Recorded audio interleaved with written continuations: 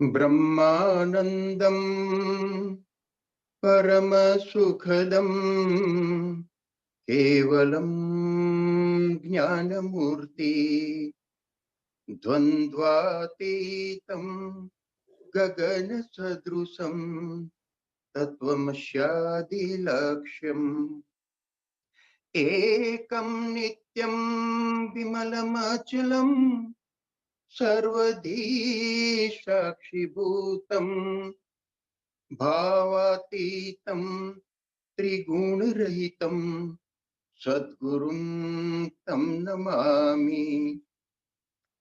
गुणातीतो अक्षरं ब्रह्म भगवान् पुरुषोत्तमः जनो जानन्निदं सत्यं मुच्यते भवबन्धनात्। कृपा करो मुझ ऊपरे सुख निधि सहजानंद गुण તમારા ગાવવા બુદ્ધિ આપજો સુખ કંદ। શ્રી સ્વામિનારાયણ ભગવાનની જય। અક્ષર પુરુષોત્તમ મહારાજની જય। ગુણાતીતાનંદ સ્વામી મહારાજની જય। ભગતજી મહારાજની જય। શાસ્ત્રીજી મહારાજની જય। યોગીજી મહારાજની જય। પ્રમુખ સ્વામી મહારાજની જય। પ્રગટ ગુરુ હરિ મહંત સ્વામી મહારાજની જય। પ્રમુખ સ્વામી મહારાજ શતાબ્દી મહોત્સવની જય। અક્ષરધામ મહોત્સવની જય।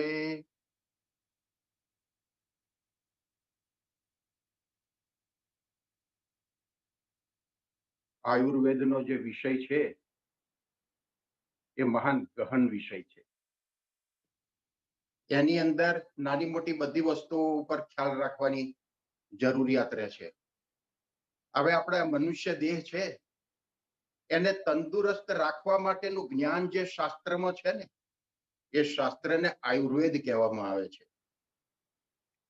અને એનો મુખ્ય મહાન સૂત્ર જે કોઈ હોય ને તો એ આહાર એ જ ઔષધ છે। આપણે નાની મોટી કોઈ પણ બીમારીઓ જે થતી હોય ને એ બીમારીઓ ખોરાક ઉપર જ આધાર રહે છે। એ ખોરાકમાંથી જ ઉત્પન્ન થતી બીમારીઓ હોય છે। અને એ ધારો કે કોઈ બીમાર થાય તો એને સારું કરવું હોય તો દવા લેતા હોય એની સાથે ચરી પાડવાની પણ જરૂર પડે છે। એક વખતે ચરક ઋષિ પાસે વિદ્યાર્થીઓ આયુર્વેદનો અભ્યાસ કરતા હતા અને આયુર્વેદનો અભ્યાસ જ્યારે પૂરો થયો ને ત્યારે એક મોટી સભા રચી અને એમાં આજુબાજુના ગામના બધા માણસો આવ્યા અને તે વખતે ચરક ઋષિએ શું કર્યું કે બધા આયુર્વેદના જે રહસ્યો હતા ને બધા ખુલ્લા પાડી દીધા। એટલે પેલા ભાવિ વૈદો જે બેઠેલા હતા એ તો રડવા માંડ્યા। પછી સભા પૂરી થઈને બધા આશ્રમમાં આવ્યા ત્યારે ચરક ઋષિએ પૂછ્યું કે તમે કેમ રડતા હતા? એનું કારણ કે આપણે તો હવે બધું અભ્યાસ પૂરો થયો એટલે છૂટું પડવાનું છે અને ગમે ત્યારે તમારે કઈ જરૂર પડે તો હું છું, તાકે જે અમે એના વિયોગને કારણે છૂટા પડવાના છીએ અને કારણે નતા રડતા। તમે આ બધું બહાર પાડી દીધું ને એના લીધે રડતા હતા કે અમારું કેમ ચાલશે। ત્યારે ચરક ઋષિએ કહ્યું કે સાંભળો, મેં બધું બહાર પાડ્યું તો બરાબર છે પણ કોઈ ચરી પાડવા વાળા મળશે જ નહીં। મેં જે વાત કરી એ પ્રમાણે પાડવા વાળા જ મોટે ભાગે નહીં મળે એટલે તમારું તો અઢળક ચાલશે કે જે કોઈ પણ પ્રકારનો વાંધો એની અંદર નહીં આવે। ત્યાર પછી એ લોકોને થોડી ધરપત વળી। હવે મૂળ વસ્તુ શું છે કે આપણને આ શરીર તો મળ્યું છે એના માટે જ આ આયુર્વેદ છે પણ મોટો પ્રશ્ન એમાં શું થાય છે કે જે રીતે શરીરનો ઉપયોગ કરવો પડે ને એ રીતે આપણે ઉપયોગ કરતા નથી। ધારો કે આપણે કોઈ નવો બંગલો બનાવ્યો હોય કે ગમે તે હોય એની મરામત કેટલી કરીએ છીએ, કંઈક તૂટ્યું કર્યું આ છે તે છે, કઈ નળ બરાબર ન ચાલતો હોય તો એની વ્યવસ્થા કરીએ, બધું કરીએ છીએ। આપણને બધા પ્રકારનું જ્ઞાન છે। આપણે નોકરી ધંધો કરતા હોઈએ, વેપાર કરતા હોઈએ, પોતપોતાના ક્ષેત્રની અંદર દરેકને દરેક પ્રકારનું જ્ઞાન છે પણ પ્રશ્ન ક્યાં છે કે આ 6 સાડા 6 ફૂટનું જે માળખું છે ને શરીર એના વિશે આપણને જેટલું જોઈએ ને એટલું જ્ઞાન નથી. આખી દુનિયાનું જ્ઞાન મેળવ્યું છે, પણ આ જ્ઞાન આપણે આના વિશે આપણને કોઈ પ્રકારનું જ્ઞાન નથી. તો નથી એનું કારણ શું કે આપણે એના તરફ કાયમ માટે બેદરકાર રહ્યા છીએ, એટલા માટે એનું જ્ઞાન નથી. તો એની સમજવાની જરૂર છે કે આપણને આ શરીર મળ્યું તો છે, હવે શેને માટે મળ્યું છે? કોઈ વસ્તુ આપણે ખરીદીએ કે કોઈ આપણને કોઈ વસ્તુ ભેટ આપે તો એનું કઈ રહસ્ય તો હોય ને. તો ભગવાને આપણને આ મનુષ્ય દેહ આપ્યો છે, એનું કઈ રહસ્ય તો હોય ને. તો રહસ્ય શું છે? ભગવાનની ભક્તિ કરવી એ મૂળ રહસ્ય છે. બાકી તો આ બીજા પશુ પક્ષી ને પ્રાણીઓના તો બધા ઘણા છે, બધાને ખાવા પીવાનું મળે છે. આપણે તો નોકરી ધંધો કરીએ, વેપાર કરીએ, દાખલો કરીએ ત્યારે મળે છે, પણ પેલા લોકોને તો કશું નથી કરતા તોય મળે છે ને. સામાન્ય દોડા દોડી કરે તો એ લોકોને બધું પ્રાપ્ત થાય છે. તો એ લોકો મને આપણામાં વિશેષતા શું છે? આપણને ભગવાને બુદ્ધિ આપી છે અને આપણને આ મનુષ્ય દેહ આપ્યો છે, એનું કઈ રહસ્ય તો હોય ને. અને એ પાછું આપણે કેટલા વિલંબને અંતે મળ્યો છે. ત્યારે તો શાસ્ત્રોમાં કહ્યું છે કે દુર્લભમાં દુર્લભ મનુષ્ય દેહ મળ્યો છે, કે જે પૈસા ખર્ચતા પણ ન મળી શકે આ દુનિયાની અંદર એવી કોઈ વસ્તુ હોય ને એને દુર્લભ કહેવાય. આપણે આ સમુદ્ર છે આખો, એ સમુદ્રની અંદર કેટલું બધું પાણી છે, પણ એ સમુદ્રના પેટાળની અંદર એક કાચબો હોય અને એક 10 બાય 10 ની એક રીંગ દરિયાની અંદર નાખો. હવે એ રીંગ તો સ્થિર તો હોય જ નહીં, ફરતી જ રહે મોજાની સાથે સાથે. પણ એ કાચબો જે છે ને 10,000 વર્ષે એક વખત ઉપર આવે છે. અને જ્યારે ઉપર આવે ને રીંગની વચ્ચે જ્યારે કાચબો આવે ને ત્યારે મનુષ્ય દેહ મળે છે. તો વિચાર કરો કે આટલા વિલંબના અંતે આપણે આ મનુષ્ય દેહ મળ્યો છે, તો એની કિંમત સમજ્યા વગર આપણે બીજી બાબતોમાં દોડધામ કરીએ છીએ, બધું કરીએ છીએ, પણ આના વિશે કોઈ આપણે વિચાર કરતા નથી.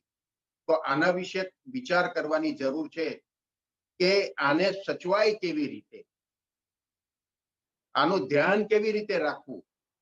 તો શાસ્ત્રની અંદર લખ્યું આહાર એ જ ઔષધ. આહાર છે ને એ જ મોટી મોટી દવા છે. તો એ દવા બનતી કેમ નથી? અને દવાના બદલે રોગ થાય છે. રોગ તો થવા જ ના જોઈએ ને જો એ ઔષધો જ હોય.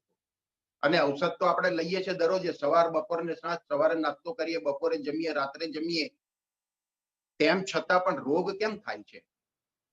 આહારે જ ઔષધ થયું કયું હોય તો રોગ તો ન થવો જોઈએ ને. પણ તો પાછું બીજું સૂત્ર છે કે ખોરાકને પીવો ને પ્રવાહીને ખાઓ. ખોરાકને એટલો પીવો, એટલો ચાવો કે મોઢામાં લિક્વિડ થઈ જાય. અને લિક્વિડ થઈ ગયો જે આહાર હોય એ આપણે ઘૂંટડો ઉતારીએ અને જઠરમાં જેવો પડે ને એવો તરત જ પાચક રસો ઝરવાના ચાલુ થાય છે. તો એ પાચક રસો ઝરે ને એ ખોરાકને સંપૂર્ણ 100% પચાવી નાખે છે. પણ એ ક્યારે? કે બરાબર ચાવીને લિક્વિડ થયો હોય તો એ ખોરાકને પચાવે છે. હવે પ્રવાહીને ખાઓ એટલે ગરમ દૂધ હોય, ગરમ ચા હોય, એ આપણે કેવી રીતે લઈએ છીએ?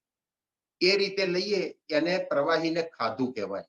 એટલે આ સિદ્ધાંત આપણે લગભગ મોટા ભાગના જોઈએ ને તો 90% 95% પાળતા જ નથી. એના લીધે જ આ ડોક્ટરોની સંખ્યા વધી છે, હોસ્પિટલોની સંખ્યા વધી છે. હવે આપણને બીજો પ્રશ્ન થાય કે ખોરાક તો આપણે ખાઈએ છીએ, બધું કરીએ, પણ ખોરાકમાં પણ બે પ્રકારના માણસો છે. એક મહેનત કરે છે, રાત દિવસ મજૂરી કરે છે, અને બીજા બેઠાડું જીવન છે. તો જે મજૂરી કરે છે ને, રાત દિવસ ગુણીઓ ઉપાડે છે. આપણે ગોડાઉનની અંદર જોયું હોય કે સવારથી સાંજ સુધી મનુષ્ય જે મજૂરો હોય છે ને એ લોરી ખાલી કરે છે, ગુણીઓ ઉપાડે છે, 5-5 મણની ગુણી. હવે એના ખોરાકમાં આપણા ખોરાકમાં ફેર શું છે? એને શું મળે છે? શું રોટલો મળે છે? કદાચ ઘરેથી છાશ લાવ્યો હોય તો એ છાશ મળે, અથવા તો મરચું લે અને એ જ લેતો હોય ને પાણી પીતો હોય અને રોટલો ખાતો હોય. બીજું તો સારું એને મળતું ના હોય, મિષ્ટાન કે ગળપણ તો એને 12 મહિને કદાચ કોઈ આપે ને એકાદ વખત કઈ ખાવાનું મળતું હોય તો. બાકી તો દરરોજનું રૂટીન આ જ છે અને રોટલા ને એ જ. તેમ છતાંય 5 મણની ગુણી ઉપાડી અને આગી પાછી કરે છે ટ્રકોમાંથી. તે પાછી એક ટ્રક નહીં, સવારથી સાંજ સુધી ખાલી કરે છે, તો એ થાકતો નથી, જરાય થાકતો નથી અને કામ કરે જ રાખે છે. જ્યારે આપણે 5 કિલો કે 10 કિલો લઈને થોડા 100 મીટર સુધી જઈએ તો ખભાને બધું દુખે, હાથ દુખે. તો એનું કારણ શું? એ જે ખાય છે ને રોટલો ને એ મરચું કે જે કઈ જોડે ખાતા હોય, ગોળ પણ લેતા હોય શક્તિવર્ધક, તો એને બધું મહેનત કરવાને લીધે પાચન થઈ જાય છે. એટલે પાચન થઈ જાય છે, એમાંથી એને આ શક્તિ મળે છે. જ્યારે આપણે શું છે, બેઠાડું જીવન છે, તો બેઠાડું જીવન વાળા માટે આયુર્વેદ એમ કે છે કે એને ફક્ત રાંધેલી વસ્તુ જ ખવાય. તો રાંધેલી વસ્તુમાં દાળ ભાત છાશ, મગ ભાત છાશ, ખીચડી કઢી, વઘારેલો ભાત, વઘારેલી ખીચડી, ફાડા લાપસી, એ લોટ નથી, ફાડા લાપસી, આ જો ખોરાક આપણે ખાઈએ ને, તો અને પાછું કહ્યું એ રીતે કે ખોરાકને પીવો ને પ્રવાહીને ખાઓ, એ રીતે જો આપણે આ ખોરાક લઈએ ને તો આપણા શરીરની અંદર રોગ લાગવાની કોઈ શક્યતા લગભગ મોટે ભાગે રહે જ નહીં. હવે મજૂરને રોટલો મરચું એ જ ખાય છે, છતાં પણ એને વિટામિન ક્યાંથી મળે છે, પ્રોટીન ક્યાંથી મળે છે, કેલ્શિયમ ક્યાંથી મળે છે, બધું ક્યાંથી મળે છે, એ વિચાર આપણને આવે ને, તો એમાં એવું છે કે જે ખાય ને એ બધું જ એને પચી જાય છે. હવે જે પચેલો ખોરાક હોય ને એમાંથી એને વિટામિન કેટલું ઘટે છે, પ્રોટીન કેટલું ઘટે છે, કેલ્શિયમ કેટલું ઘટે છે, આયરન કેટલું ઘટે છે, એ બધું જ કામ છે ને બનાવવાનું કામ લીવરનું છે. લીવર 200 આઈટમ બનાવવાની ફેક્ટરી છે આ શરીરની અંદર. એટલે ઉપરથી કોઈ કશું નાખવાની કોઈ જરૂર નથી. ખાલી તમે બેઠાડું જીવન વાળા એકલા મગ ખાઓ ને એકલી ખીચડી ખાઓ ને સવાર સાંજ, પણ મેં કહ્યું એ રીતે ખોરાકને પીવો અને પ્રવાહીને ખાઓ, તો રોગ આવવાની કોઈ પણ પ્રકારની શક્યતા રહે જ નહીં. એનું કારણ કે બધું જ પાચન થઈ જાય. હવે એકલા મગની ખીચડી ખાતા હોય કે એકલા દાળ ભાત ખાતા હોય તો આપણને બીજો પ્રશ્ન થાય કે આપણને ક્યાંથી મળે, પણ મેં કહ્યું એ રીતે લીવર આ બધું જ બનાવે છે, એટલે ઉપરથી કશું નાખવાની જરૂર નથી. આપણે ડોક્ટર પાસે જઈએ, ડોક્ટર કહેશે તમારામાં કેલ્શિયમ ઓછું છે, પ્રોટીન ઓછું છે, એટલે આપણે મોટે ભાગે પ્રોટીન ઉપર જ તૂટી પડતા હોઈએ છીએ.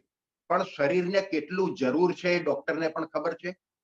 કે છે ખરા કે આટલું પ્રોટીન ઓછું છે, કેલ્શિયમ ઓછું છે, હા પેલા આંકડામાં બતાવે, પણ આમ ખબર પડે આપણને કે કેટલું ઓછું છે, શું છે, કઈ ખબર પડતી નથી.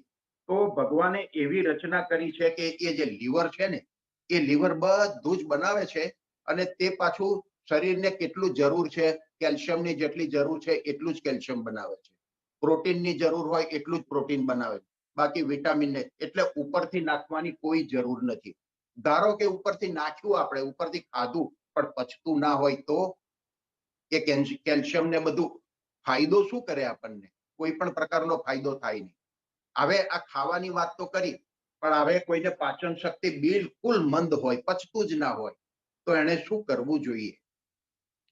તો આયુર્વેદની અંદર મંડ કહેવામાં છે. મંડ એટલે જે ભાત છે ને, ભાત આપણે બનાવીએ ને એ છાશની અંદર રાંધીને ખદખદાવાનો, બરાબર વ્યવસ્થિત રીતે ખદખદાવાનો. અને કદાચ એ રીતે ના કરો તો ભાત બની ગયેલો હોય ને એની અંદર છાશ છમકાવી વધારે નાખી અને બરાબર ખદખદાવો એને, અને ત્યાર પછીથી એની અંદર સિંધવ મીઠું નાખી શકાય, અને સામાન્ય પેલું આપણે આ જીરું, વટેલું જીરું નાખો, મરી કદાચ સાધારણ ભૂકો એનો ભભરાવો, એ જે ખાવાનું તમે રાખો અને ચાવી ચાવીને, તો એ ધીરે ધીરે ધીરે ધીરે કરીને તમારી પાચન શક્તિ જે મંદ પડી ગઈ હોય ને એ પાચન શક્તિ તેજ થઈ જાય છે. હવે પાચન શક્તિ તેજ કરવા માટે પણ બીજું શું કરવું જોઈએ કે સૂંઠ લેવી જોઈએ. સૂંઠ જમ્યા પહેલા 1 કલાક પહેલા સૂંઠ, મેં જે પેલું પેમ્પલેટ મોકલ્યું છે એની અંદર આ સૂંઠ વિશે પણ છે, મરી વિશે પણ છે, પાણી વિશે પણ છે, અજમો મેથી ને કાળી જીરેના પ્રયોગો પણ છે, અને હરસ મસા વિશે પણ એની અંદર ડિટેલ વાર બધું આપેલું છે. તો સૂંઠ જે પાણી સાથે જમ્યા પહેલા 1 કલાક પહેલા સૂંઠ લે તો એને સંપૂર્ણ પાચન થઈ જાય, બળ વધારે, શક્તિ વધે, વાત પિત્ત અને કફ ઉપર શરીરનું માળખું રચાયેલું છે, તો વાત પિત્ત અને કફને બેલેન્સ કરે. એટલે ઘણા બધા એના એ ફાયદા છે. અને શરીરમાં કાચો આમ ઉત્પન્ન થયો હોય એ કાચા આમનું પણ પાચન કરે. એટલે સૂંઠ છે ને મહાન ઈલાજ છે. મરીની પણ એની અંદર વાત આપેલી છે. મરી કે મરી કોણે ક્યારે લેવા એ પણ એની અંદર વિગતવાર સમજાવેલું છે. અને બીજું પાણી પ્રયોગ વિશે આપેલું છે. ઘણા ડોક્ટરો કહે ને કે 6 લીટર પાણી પીજો, 5 લીટર પીજો, 4 લીટર પીજો. એ કાંઈ લેવાની જરૂર નથી. સવારમાં આમાં બિફોર બ્રશ લખ્યું છે. એટલે આપણે શું કરવું, સત્સંગીઓ હોય ને બ્રશ કરીને લેવું. અથવા તો બીજો પણ એક રસ્તો છે કે રાત્રે 2-2:30 વાગે આપણે ધારો કે જાગી ગયા, હવે તે વખતે કઈ તરસ લાગી હોય તો પીતા હોઈએ છીએ, તો તે વખતે પી લેવું પાણી અને પછી સુઈ જવું પાછું. અથવા તો પૂજા કર્યા પછી લેવું. તો 1.5 લીટર પાણી પૂજા કર્યા પછીથી લેવાનું બતાવ્યું છે એની અંદર. સારું, ત્યાર પછીથી નાસ્તો કરવાનો ક્યારે એ પણ એની અંદર બતાવ્યું છે. નાસ્તો કર્યા પછીથી 2 કલાક પાણી ન લેવું એ પણ એની અંદર બતાવેલું છે. અને ત્યાર પછીથી જમ્યા પછી શું કરવું એ પણ એની અંદર બતાવેલું છે. કેટલું પાણી પીવું, તો એ પ્રમાણે માપમાં પાણી પીવો ને તો 2-3 લીટર જેટલું માળ થાય દિવસ દરમિયાન. અને એટલું જ શરીરને પૂરતા પ્રમાણમાં જરૂરનું છે. વધારે કઈ નાખવાની કઈ જરૂર નથી. મરીની એની અંદર વાત જે કરવામાં આવી છે ને, એ મરી ત્રિદોષ શામક છે. ત્રિદોષ, 3 દોષને સમાવે છે. વાત, પિત્ત અને કફ. આ શરીરનું જે આખું માળખું છે ને, 3 વસ્તુ ઉપર રચાયેલી છે. વાત, પિત્ત અને કફ. વાયુ વધે તો રોગ, પિત્ત વધે તો રોગ, અને કફ વધે તો પણ રોગ. એને બેલેન્સ જોઈએ. તો મરી છે ને આ ત્રણેયને બેલેન્સ કરે છે. જે વધઘટ થઈને હોય ને એને બેલેન્સ કરે છે. એટલે એને ત્રિદોષ શામક કહેવાય. હવે જો એ બેલેન્સ કરે એટલે કોઈ રોગ તો રહે જ નહીં. કદાચ મોટો નસીબ જોગે કર્મયોગે કંઈક આવી જાય તો વાત જુદી છે, પણ બીજા મેજર રોગ થવાની કોઈ શક્યતા એમાં રહે નહીં. બીજું સૂંઠ જે છે ને પાણી સાથે લેવાની જે વાત કરીને, સૂંઠ જમ્યા પહેલા 1 કલાક પહેલા જમીને લે તો ખાલી પાચન જ કરે, અને જમ્યા પહેલા 1 કલાક પહેલા લે તો આ બધા ફાયદા છે. કાચો આમ પણ મટાડે. અને ડાયાબિટીસ તરીકે જે આ ડોક્ટરો નિદાન કરે છે ને, ડાયાબિટીસ એ આયુર્વેદની દ્રષ્ટિએ ડાયાબિટીસ નામનો કોઈ રોગ જ નથી. જે એલોપેથી વાળા ડિટેક્ટ કરે છે એ તો છે શું, એ નહીં પચેલા ખોરાકમાંથી કાચો આમ ઉત્પન્ન થાય છે.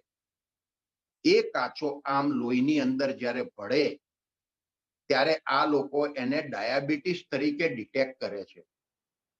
તો એ કાચા આમને સંપૂર્ણ પાચન કરી નાખવાનું કામ સૂંઠનું છે. એ સૂંઠ આપણે રોજ એ પ્રમાણે લઈએ ને તો ઘણા બધા શારીરિક પ્રશ્નો આપણા દૂર જ થઈ જાય મોટા ભાગે. એનું કારણ કે એ પણ વાત, પિત્ત ને કફનું શમન કરે છે. હવે મરી કોણે ક્યારે લેવા, શું છે શું નહીં, બધું જ આની અંદર બતાવ્યું છે. પણ ઘણી વખત પ્રશ્ન એમ થાય કે આ બાળકોને 20 વર્ષના નીચેના લેવાનું કયું છે, તો પછી યુવાનોને બપોરે કયું છે, પછી રાત્રે લેવાનું કયું છે. તો કોઈ એમ પ્રશ્ન પૂછે કે ભાઈ રાત્રે ના લઈએ ને ઉંમરવાળા હોય રાત્રે ના લઈએ સવારે લઈએ તો શું વાંધો? એવો પણ કોઈના મનમાં પ્રશ્ન ઉભો થાય. આ લખ્યું છે એટલે પ્રશ્ન તો ઉભો થાય. તો એના જવાબમાં એમ છે કે ઇન્ડિયાની ઋતુ કેટલી? શિયાળો, ઉનાળો ને ચોમાસું. દિવસના ભાગ કેટલા? સવાર, બપોર ને સાંજ. આયુષના ભાગ કેટલા? બાલ્યાવસ્થા, યુવાવસ્થા ને વૃદ્ધાવસ્થા. બાલ્યાવસ્થા એટલે શિયાળો. બાળક માત્ર જે જન્મ્યું હોય ને એને કફ સિવાય બીજા રોગ હોય જ નહીં. તમે દુનિયાના કોઈ પણ હોસ્પિટલમાં લઈ જાઓ તો એને કફના જ રોગ હોય, બીજા રોગ હોય જ નહીં. એટલા માટે એને સવારનો ટાઈમ લખ્યો છે. પછી યુવા અવસ્થા એટલે એને એસિડિટી હોય, પિત્ત હોય, એવું બધું હોય એટલે એને બપોરના ટાઈમમાં. અને સાંજનો ટાઈમ એટલે ચોમાસું, દિવસનો અંતિમ ભાગ, ઋતુનો અંતિમ ભાગ, આયુષનો અંતિમ ભાગ. એમાં વાયુની તકલીફ હોય. માણસને અહીંયા દુખે છે, મને છાતીમાં દુખે છે, મને ઘૂંટણમાં દુખે છે, પગમાં દુખે છે, શરીર દુખે છે. એ બધા વાયુના રોગો. વાયુના 80 રોગ કહેવામાં આવે છે. વાયુના 80 રોગ છે આયુર્વેદમાં. હવે એ 80 રોગ તો કેવા છે, તો જેને બધા આ વાયુના રોગ લાગુ પડે ને, તો વાયુ વિશે આયુર્વેદમાં એમ કહ્યું છે કે આ દુનિયામાંથી તોફાનીમાં તોફાની માણસ શોધી લાવો. તોફાની એટલે તોફાની નહીં, તોફાનીમાં તોફાની એટલે છેલ્લી કક્ષાનો. એમાં વળી ગાડામાં ગાડો શોધી લાવો. તોફાની તો ખરો, પણ એમાં ગાડામાં ગાડો, છેલ્લી કક્ષાનો ગાડો, એને સાંકરે જ બાંધવો પડે. તો એના કરતા વધારે ધમાલ વાયુ મચાવે છે આ શરીરની અંદર. 80 પ્રકારના રોગ છે ને એ આ વાયુ મચાવે છે. એટલે એને સાંજને ટાઈમે લેવાના. એનું કારણ કે સાંજે વાયુનો પ્રકોપ વધારે હોય, એટલે વાયુનું શમન થાય. આ બીપી છે, આ છે, તે છે, બધું સાંજના ટાઈમે જ એનો પ્રકોપ વધારે થતો હોય. એટલે એને મોટે ભાગે સાંજે લેવાનો. યુવાનો હોય બપોરે લેવાનું. આ પિત્ત છે, ઘણાને નાની ઉંમરમાં વાળ ધોળા થઈ જાય, નાના છોકરા હોય, યુવા હોય, તથા એનું કારણ શું? પિત્ત. પિત્તને લીધે થાય છે. તો જો આ મરી લેવાના રાખતા હોય તો ત્રિદોષામક છે. સૂંઠ લેવાની રાખે તો પણ ત્રિદોષામક છે. પાચન પણ કરે સૂંઠ. શરીરમાં અગ્નિ પણ વધારે. અગ્નિ એટલે આ જે પાચક રસો જે ઝરે ને, ત્યાર પછી એને પચાવી નાખે, એની અંદર અગ્નિ ઝરે, એટલે એને જઠરાગ્નિ કહેવામાં આવે છે. જઠરની અંદર અગ્નિ ઝરે. જેવો ખોરાક જાય એટલે તરત જ પાચક રસો ઝરે કે જે પચાવે છે. એટલે ખોરાકનું પાચન સૂંઠ પાછું પાચન કરે. એટલા માટે એ મહા ઉત્તમમાં ઉત્તમ ઈલાજ છે. આપણામાં પહેલા કહેવત હતી ને કે તારી માએ સવા શેર સૂંઠ ખાધી હોય તો આવ. એકબીજા જોડે લડતા હોય ને ત્યારે આવી વાત કરતા. હવે સવા શેર સૂંઠ તો એક બાજુ રહી, પણ 100 ગ્રામ આપણે મહિનામાં નથી ખાતા, વર્ષમાં નથી ખાતા કહીએ તો પણ ચાલે. તો સૂંઠ એ મહાન ઈલાજ છે, એ આપણે લેવો જ જોઈએ. આ જો લેતા હોય ને એટલે ડાયાબિટીસની કોઈ શક્યતા નહીં રહે. એનું કારણ કે ખોરાકમાંથી જ ઉત્પન્ન થાય. તે ખોરાકને તો બહાર જેમાંથી થાય છે તે બહાર તો બંધ જ કરી દીધા. હવે ડાયાબિટીસનો પેશન્ટ હોય કોઈ, એને ગળપણ ખાવાની ઈચ્છા હોય તો એને ગોળમાં બનાવેલી કોઈ આઈટમો લે ને, ગોળમાં. પણ કયો ગોળ અત્યારે અહીં મળે છે ને? દેશી ગોળ, કાળા જેવો આવે ને, એકદમ બ્રાઉન જેવો ને, એ દેશી ગોળની કોઈ પણ બનાવેલી વસ્તુઓ લેશે ને એને ડાયાબિટીસમાં કોઈ તકલીફ નહીં થાય. ગળ્યું ખાવું હોય એને. અને પાછો ગોળ છે ને શક્તિવર્ધક છે. જ્યાં ખાંડ બને છે, સુગર, એમાં તો 23 પ્રકારના કેમિકલ નાખવામાં આવે છે, ત્યારે એ બધી તૈયાર થાય છે ને વ્હાઈટ થાય છે. અને ગોળ તો ડાયરેક્ટ જ ઉકાળીને તૈયાર કરવામાં. અને ગોળ કરતા પણ ઉત્તમમાં ઉત્તમ કાકવી, જેને કાકવી કહે, એ કેવું રીતે કે જ્યારે ગોળ એ શેરડીનો રસ ઉકાળે ને ત્યારે એમાં પરપોટા થતા હોય ને એ થાય, તે વખતે થોડો કાઢી લે ને અને પછી રાખી મૂકે, એને કાકવી કહે. એ કાકવી ગોળ કરતા પણ વધારે ફાયદાકારક છે. એટલે હંમેશા ગોળનું સેવન કરવું એ સારું છે. અને આ મરી તો લગભગ દરેકે રોજ જે પોતાની સાથે જ રાખો. મારી પાસે પણ અહીંયા પડ્યા જ છે બાજુમાં મરી. આટલું ખાસ તો ખાસ ધ્યાન રાખવું. હવે બીજું કે સવારમાં જયારે આપણે ઉઠીએ ને, પથારીમાં બેઠા થઈએ ને, ત્યારે જોવું કે આપણે શ્વાસ કઈ બાજુનો ચાલે છે એ જોવું. શ્વાસ આપણો કઈ બાજુનો ચાલે છે, જમણી બાજુનો ચાલે છે કે ડાબી બાજુનો ચાલે છે જોવું. હવે જમણી બાજુનો જે શ્વાસ છે ને એને સૂર્ય નાડી કહે છે, અને ડાબી બાજુના જે નસકોરાનો શ્વાસ છે ને એને ચંદ્ર નાડી કહેવામાં આવે છે. હવે જયારે ઠંડકનો ટાઈમ હોય ને, ઠંડી ઋતુ હોય, ઠંડી પડતી હોય, એ વખતે જો સૂર્ય નાડી આપણી ચાલતી હોય ને તો આપણને ઠંડીની અસર ઓછી થશે. અને ચંદ્ર નાડી ચાલતી હશે તો ઠંડીની અસર આપણને લાગશે. હવે કદાચ ભૂલી જવાય કે સૂર્ય નાડી કઈ ને ચંદ્ર નાડી કઈ, તો જસુ શબ્દ યાદ રાખો. જસુ શબ્દ નામ. હવે એ જસુ એટલે એટલે જમણી બાજુ, અને શું એટલે સૂર્ય નાડી જમણી બાજુની, બાકીની ડાબી બાજુની ચંદ્ર નાડી.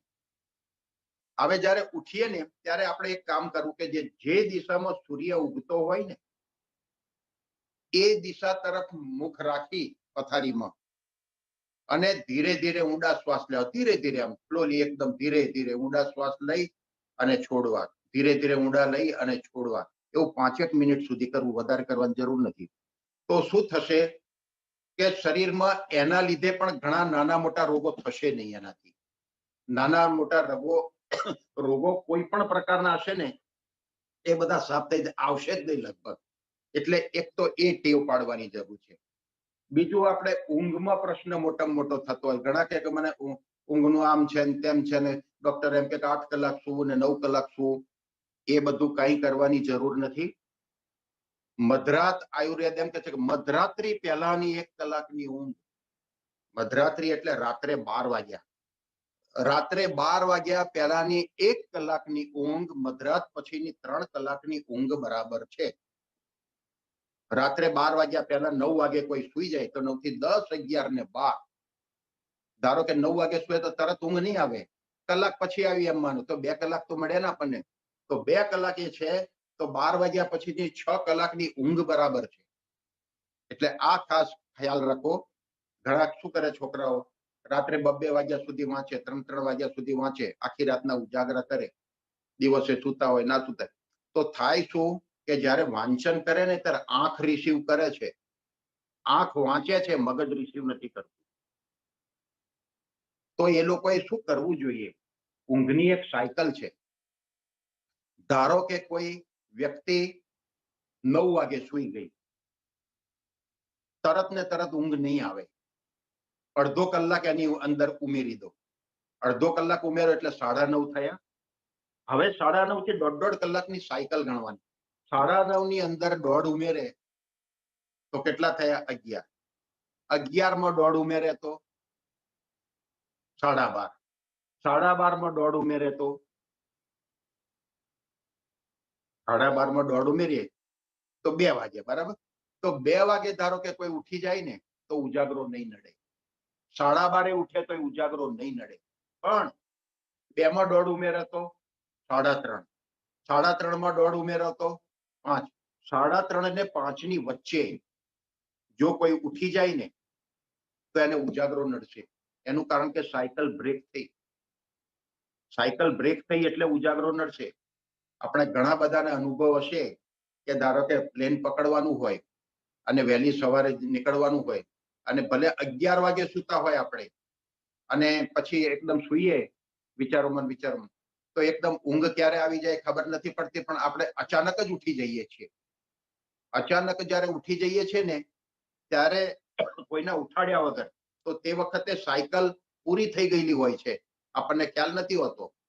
તો એ દિવસે ભલે તમે 11 વાગે સૂતા હોય કે 12 વાગે સૂતા હોય અને 2-2:30 વાગે તમે ઉઠી ગયા, ધારો કે અચાનક જ એકદમ, અને તમારે પ્લેન પકડવાની લાઈવ હોય, તો એ વખતે તમને આખો દિવસ દરમિયાન કોઈ પાસે જોકાઈ નહીં આવે ને કોઈ ઊંઘ આવતું હોય કે જોકા આવતા હોય એવું થશે જ નહીં.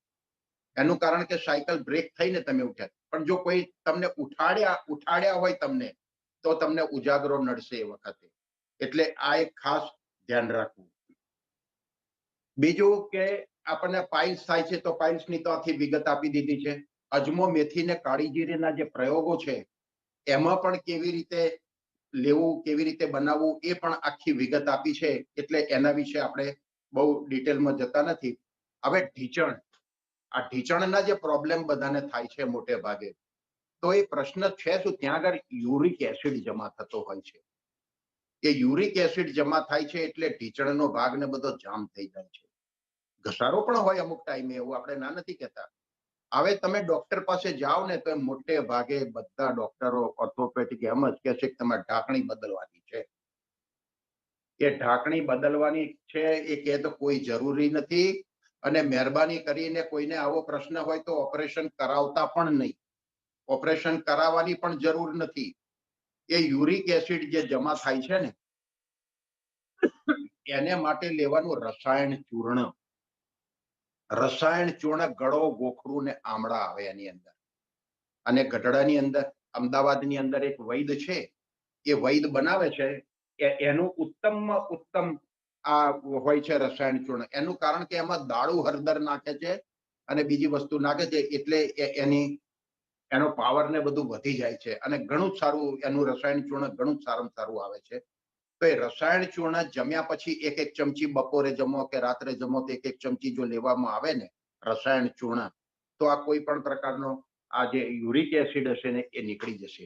અને એ સિવાય પણ જો એમ લાગે કે થોડા દિવસ રસાયણ ચૂર્ણ લીધું ને ફેર નથી પડતો એનાથી, તો બીજો ઉપાય એક મોટામાં મોટો એ છે કે આ ઢાંકણી બદલવાની જે ડોક્ટરો વાત કરે છે ને, કદાચ ઘસારો લાગ્યો હોય કે ગમે તે હોય તોય, તો બાવળના બીનો પાવડર, બાવળિયા જે આવે ને એના બી હોય, એ બીનો પાવડર એ જમ્યા પછી પાણી સાથે 1 ચમચી, ધારો કે આપણે પાણી સાથે લેવાની વાત કરી, પણ જમ્યા પછી 2 કલાક સુધી પાણી ન પીવું, તો છાશ જોડે લઈ લેવું.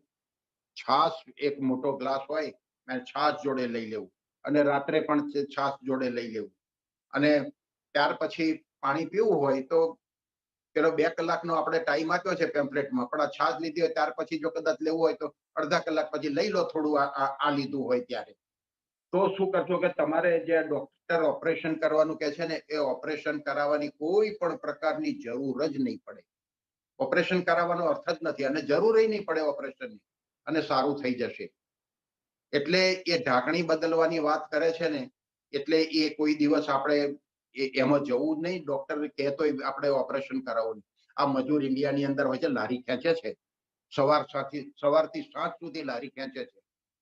હે, હવે એ સવારથી સાંજ સુધી જેટલું ચાલે છે ને, એટલું કદાચ આપણે 15 દિવસમાં કે મહિનામાં નહીં ચાલતા હોઈએ. તો આપણને ક્યાંથી ઘસારો લાગે ને ઘસાઈ ગયું એ? અરે ઘસાય તો પેલા મજૂરને ઘસાવવું જોઈએ. રાત દિવસ ખેંચે છે, એક દિવસ નહીં, 365 દિવસ વર્ષના. તો એને નથી ઘસાતી ઢાંકણી, એને કઈ પ્રશ્ન નથી થતો, આપણને થઈ ગયું બેઠાડું, આપણે બેઠા બેઠા છે ને આપણને આ બદલાવાનું થઈ ગયું. એટલે આ તો એક જાતની લૂંટ જ છે આ. એનું કારણ કે તમે કોઈ પણ ડોક્ટરને ટ્રાય કરજો કે ઓર્થોપેડિક પાસે ગયા, મને અહીંયા આગળ આ તકલીફ છે, તો તમારે ઢાંકણી બદલવાની છે, પહેલી વાત જ આ. એનું કારણ કે તો રાહત જોતા હોય કે કોઈ હાથમાં આવે આવો માણસ. એટલે મહેરબાની કરીને એવું કઈ પ્રશ્ન હોય ને, તો એ કઈ ઢાંકણી બદલવાની વાત કરે ને તો એ માનતા નહીં, અને કરતા પણ બાવળના બીનો પાવડર લેજો. હવે જે મેં આ કહ્યું રસાયણ ચૂર્ણ, રસાયણ ચૂર્ણ જે છે ને, સારામાં સારું જોઈતું હોય ને, આપણું આવતું હશે, આવે છે લગભગ, પણ ગઢડાવાળા વૈદ અમદાવાદની અંદર છે. એ ચેતનભાઈ વૈદ એનું નામ, ચેતનભાઈ વૈદ. એના ફાધર વિષ્ણુભાઈ વૈદ હતા. એ ગામમાં ગયા, એ મારા ખાસ હેતવાળા હતા. અને એના દાદા ચંદ્રશંકર, વિષ્ણુભાઈના ફાધર ચંદ્રશંકર હતા, એ પણ મારા બહુ સ્નેહી હતા. હવે એ લોકો છે ને દર્શન ચિકિત્સક છે. તમે કોઈ પણ બીજા વૈદો પાસે જાઓ ને, બે પ્રકારના વૈદ હોય, નાડી વૈદ અને દર્શન ચિકિત્સક વૈદ. નાડી જોઈને પેલા નિદાન કરે, અને દર્શન ચિકિત્સક તમે જઈને સામે બેસો ને, તો તમે કાંઈ બી પૂછો નહીં ને, તો તમને આમ જોઈને જ નિદાન કરે. અને એ નિદાન 100% સાચું હોય, અને એક્સરેમાં પણ ન વસ્તુ આવે ને, એ એના નિદાનમાં આવી જાય. એ દર્શન ચિકિત્સક કહેવાય. તો એ ચંદ્રશંકર વૈદ દર્શન ચિકિત્સક હતા. એના દીકરા વિષ્ણુભાઈ દર્શન ચિકિત્સક હતા, અને એના દીકરા અત્યારે ચેતનભાઈ વૈદ છે, એ પણ દર્શન ચિકિત્સક છે. એટલે એમને ત્યાંથી તમે આ રસાયણ ચૂર્ણ લઈ આવો, તો એ રસાયણ ચૂર્ણ સારામાં સારી ક્વોલિટીનું ત્યાં આગળ મળશે. એનો ફોન નંબર છે 94 270 50 472. 94 270 50 472 એનો ફોન નંબર છે. પાલડીની અંદર છે, અર્ધવર્યુ સ્કૂલની સામે. પણ કે એડ્રેસ કદાચ યાદ ના રહે તો વાંધો નથી, આ ફોન નંબર હોય તો એને ફોન કરી અને એડ્રેસ લઈ લો, એટલે ત્યાં આગળ મળી. અને સૂંઠ પણ એને ત્યાં સારામાં સારી મળશે. સૂંઠ પણ સારામાં સારી એને ત્યાં મળશે. અને બીજું કે સારામાં સારી હરડે આપણી આવે છે, પણ સારામાં સારી હરડે પણ એની પાસેથી જ મળશે. હરડે એટલે હરડે પાવડર, સારામાં સારી ક્વોલિટીનો એનો પાવડર આવે છે. હું પણ વાપરું છું એનો, અને ઘણા બધાને સૂચના આપી છે, ઘણા બધા વાપરે. હવે હરડે જે વાત મેં કરી, હરડે શું વસ્તુ છે? હરડે રસાયણ છે. હરડે લેવાથી રેચ લાગે છે, પણ રેચ લાવવાની દવા નથી. હરડે રેચ લાવવાની દવા નથી. રેચ તો લાવે છે તો એનું સાઈડનું કામકાજ છે, પણ હરડે જીવન બક્ષનારી વસ્તુ છે. હરડે જે રોજ લેતા હોય ને,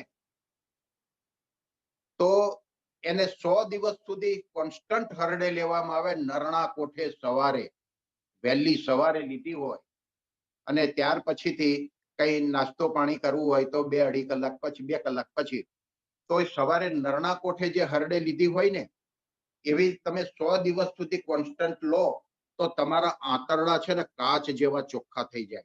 એની અંદર જે કઈ પ્રકારનો મળ હોય બધો જ સાફ થઈ જાય. પણ એ સાફ કરી અને હરડેનું બીજું મોટો બીજો શું ફાયદો છે કે માથાથી અંગૂઠા સુધી આખું શરીર ઉટકીને સાફ કરે છે. તો અને બીજું એને મુખ્ય ફાયદા એના શું છે?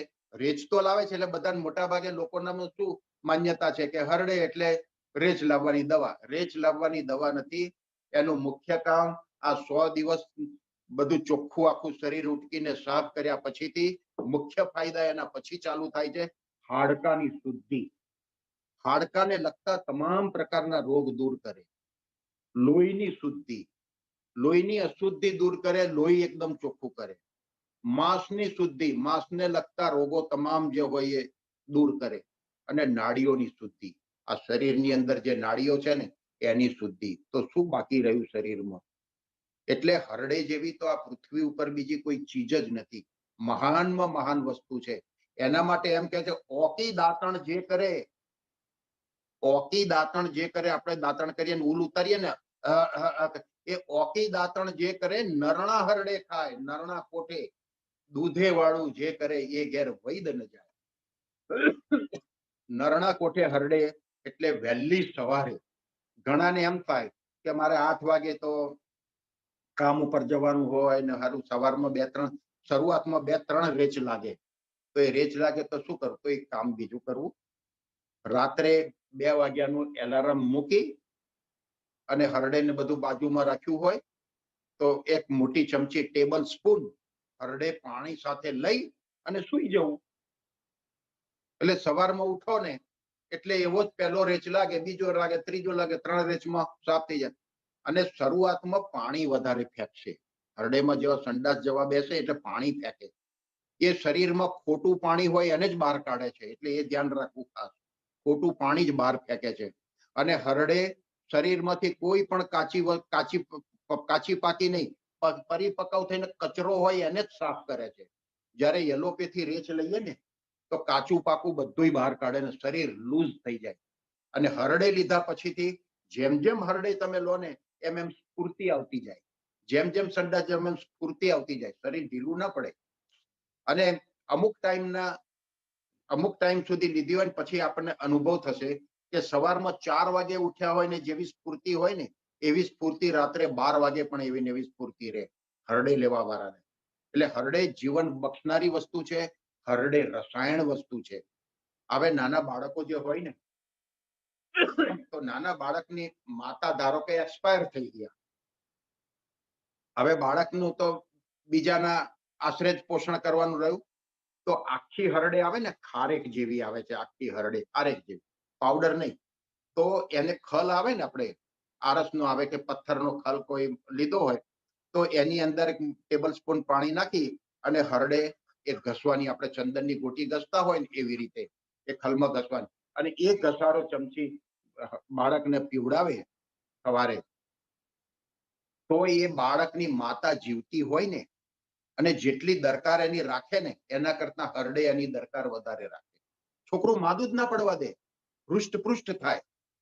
એટલે આયુર્વેદમાં એમ પણ કે છે કે જે બાળકની માતા નથી એની માતા હરડે છે. હરડે માનું કામ કરે છે. એટલે મોટામાં મોટી વસ્તુ જો આયુર્વેદની અંદર સારામાં સારી જડીબુટ્ટી જેને કહેવામાં આવે કે હરડે છે, એના તરફ લોકોના અણગમો હોય છે. રેચ આવે છે, આમ છે, એટલે ભાઈ રેચ આવે છે તે તો કચરો શરીરની અંદર છે તો સાફ થાય છે, ના હોય તો શું થાય? તો સવારમાં ધ્યાન કોઈ દિવસ ના લીધી હોય એને ટ્રાય કરજો કે સવારમાં સંડાસ જઈ આવો અને ત્યાર પછીથી તમે હરડે લેજો જોઈ. હરડે લીધા પછી કેટલો રેચ આવે છે તો ક્યાંથી નીકળે છે? કચરો પડ્યો જ છે. દરેકના આંતરડાની અંદર 5 થી 7 કિલો કચરો પડેલો હોય છે. એમાં જો કોઈ મિનમેક નથી. એટલે કોઈ માનતું હોય કે મારા શરીરની અંદર કચરો નથી, એ વાત તદ્દન ખોટી છે. કચરો તો હોય છે જ. એટલે હરડે લેવાની ટેવ પાડવી. અને હરડે પણ એ ગઢડાવાળા વૈદ કહેવામાં આવે છે. અમદાવાદની અંદર પાલડીમાં અર્ધવર્યુ સ્કૂલની સામે છે ચેતનભાઈ વૈદ. Phone number 9427050472. તમારે કોઈ પણ સામાન્ય તકલીફ હોય ને તો આયુર્વેદિક ડોક્ટરને બતાવવું હોય તો આ ચેતનભાઈ પાસે જવું. એનું કારણ કે અત્યંત ધાર્મિક ને પ્રમાણિક માણસ. તમને દવાની બહુ મોટી ચુંગાલ ઉપર ચડાવશે જ નહીં કોઈ દિવસ. અને તમને જે આપશે ને, નિદાન કરીને આપશે ને, એનાથી તમને તદ્દન સારું થઈ જશે. એટલે એ મારી ગેરંટી. એટલે આ નંબર આપ્યો, એની મુલાકાત લેજો. જો ઇન્ડિયાની અંદર કોઈને તકલીફ હોય તો એની મુલાકાત લેજો.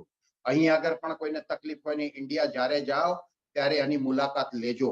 અને હરડે લેવાની થાય તો એની હરડે લેજો એની પાસેથી. અને એ લેવાની પડીકી પણ એક માપમાં આપશે. હવે અહીં આગળના કોઈને લેવી હોય તો શું કરવું કે જ્યારે લાવે ને ત્યારે 100 ગ્રામના પડીકાની અંદર પેક કરાવી. 100 ગ્રામના પડીકા કેવું કે 100 ગ્રામના પડીકાની અંદર પેક કરી આપો.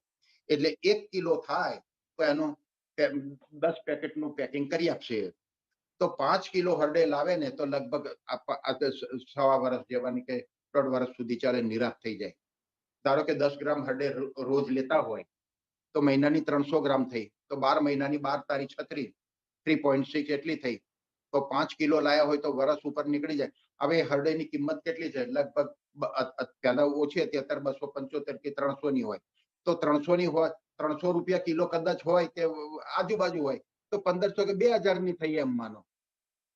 પણ એ લેતા હોય તો બીજી કોઈ શારીરિક મેજર તકલીફ થવાની કોઈ શક્યતા જ નહીં રહે. હવે સુવામાં આપણે જે સૂઈએ છીએ ને, એમાં પણ અમુક જે રોગ થયા હોય ને, એ દિશા ઉપર, દિશા માટે હંમેશા એક જ સિદ્ધાંત રાખવો કે પૂર્વ દિશા અથવા તો દક્ષિણ દિશામાં માથું રાખીને જ સૂવું. ડોક્ટર સ્વામીજન પૂર્વ દિશામાં જ માથું હોય કાયમ, ગમે ત્યાં ગયા હોય ત્યારે. ત્યાં આમ લંડન આવ્યા ત્યારે આસ્ટનની અંદર પલંગ ચેન્જ કરાવતા હતા, તો હું પહોંચ્યો ત્યાં આગળ. મેં કહ્યું કેમ? તો કે આ દક્ષિણ દિશામાં, પૂર્વ. મેં કહ્યું સ્વામી 2 દિશા માન્ય છે, પૂર્વ અને દક્ષિણ. તે વખતે એમણે કહ્યું કે આ જિંદગીમાં પહેલી વખત હું આ દક્ષિણ દિશાએ સૂતો, તમે કહ્યું એટલે. મેં કહ્યું પૂર્વ અને દક્ષિણ 2 દિશા સુવા માટે માન્ય છે, અને શરીરના સ્વાસ્થ્ય માટે પણ સારામાં સારી 2 જ દિશા છે. પૂર્વ દિશા તરફ માથું હોવું જોઈએ, પશ્ચિમમાં પગ હોય, દક્ષિણ દિશામાં માથું હોવું જોઈએ. આટલો આ ખ્યાલ રાખવો. અને જ્યારે ઉઠો ને ત્યારે પૂર્વ દિશા તરફ મોં રાખી અને ધીરે ધીરે બહુ જ ઊંડા શ્વાસ લેવા અને છોડવા. બહુ જ ઊંડા, ધીરે ધીરે ઊંડા શ્વાસ લઈને છોડવા. 5 મિનિટ કરો તો એનાથી પણ ઘણા નાના મોટા રોગો થતા બંધ થઈ જશે. હવે ઘણીવાર કોઈને ફ્રોઝન શોલ્ડર હોય કે મને અહીંયા આગળ દુખે છે, પકડાયું છે, એ કોઈ પેલા કોઈ ફિઝિયોથેરાપિસ્ટને બતાવવાની જરૂર નથી. ત્યાં આગળ એટલા ભાગમાં વિક્સ લગાવી દો. વિક્સ લગાવી હળવે હાથે બધું, અને ત્યાર પછીથી ઠંડો શેક કરો. ઠંડો ને થોડો ગરમ, પેલી આપણે ફ્રીજની અંદર રાખીએ છીએ ને કોથળી ઠંડી, એનો શેક કરો થોડો. અને થોડો ગરમ શેક કરો. એ ફ્રોઝન શોલ્ડર જે હશે ને એ તરત જ સારું થઈ જશે. હવે ઘણા નાના બાળકોને કાકડા થતા હોય છે, તો કાકડામાં શું કરવું કે પાણીની અંદર આંગળી બોરવી. આંગળી પાણીમાં બોર્યા પછીથી હળદરની અંદર આંગળી બોરવી, એટલે હળદર આંગળીએ ચોટે. એટલે બાળકનું મોઢું ખોલાવી અને છેક અંદર સુધી લઈ જાય અને ત્યાં આગળ આંગળી ફેરવી દેવી. એક આ કરવું. દિવસમાં 2 વખત કરો, સવાર સાંજ. અને રાત્રે જ્યારે સુવે ને કોઈ પણ બાળક, કે મોટો હોય કે ગમે, તો કેળું હોય ને, કેળું, એ કેળાને ફોલી નાખવું. અને એ છોડું હોય ને, એનું છોડું, એ ગર્ભવાળો ભાગ હોય ને, એ ગર્ભવાળો ભાગ ગળાએ બાંધી દેવો.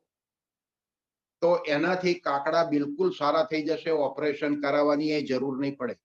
અને આ હળદર મેં કહ્યું, આ 2 કામ આની અંદર કરવા. બીજું કે ઘણા માણસો શું છે ને, પલાળેલી બદામ લેતા હોય છે સવારે. હવે એ બદામ તો લેવી એ સારી જ છે, પણ બધાને પોસાય કે કેમ એ બી પ્રશ્ન છે પાછો.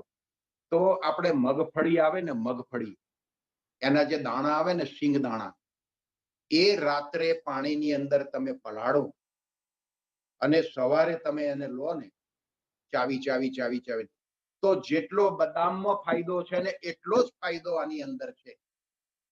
સસ્તામાં સસ્તી દવા, પણ આ કોઈને ખબર જ નથી. જેટલા ગુણધર્મો પેલામાં છે, એના ફાયદા છે, એટલા જ ફાયદા આની અંદર છે. એટલે એ લેવાથી, બદામ લેવાથી જેટલો ફાયદો થશે એટલો જ ફાયદો આનાથી થશે. એટલે બદામ લેવાની હોય, જેને પરિસ્થિતિ સારી હોય લે, બરાબર છે. પણ જેને લેવાની જ ઈચ્છા હોય અને પરિસ્થિતિ ના બરાબર હોય, રોજ પોસાય એવી ના હોય, તો આ રીતે લે ને તો એને એટલો જ ફાયદો થશે. બીજું આ કબજિયાત જે છે ને, કબજિયાતમાં અંજીર પણ સારામાં સારો ભાગ ભજવે છે. બે બે ત્રણ અંજીર રાત્રે પાણીમાં પલાળી રાખો અને સવારે ચાવી ચાવીને ખાઓ અને સવારે પલાળી રાખો, એ સાંજે ચાવી ચાવીને ખાઓ, તો એ પણ કબજિયાત થવા નથી દેતું, કબજિયાત ઓછી કરે છે, કાઢી નાખે છે લગભગ, પણ બહુ લાંબો ટાઈમ લેવું પડે. કાળી દ્રાક્ષ છે, એ કાળી દ્રાક્ષ પેલી સૂકી આવે ને સૂકી, એ 30 દાણા સવારે પલાળી રાખો ધોઈને અને સવારે ચાવી ચાવીને ખાઓ અને સવારે પલાળો એ સાંજે ચાવી ચાવીને ખાઓ, તો એ લોહી શુદ્ધિ કરે છે. લોહી શુદ્ધિ કરે છે ઉપરાંત એ પ્રેશરની અંદર પણ ફાયદો કરે છે.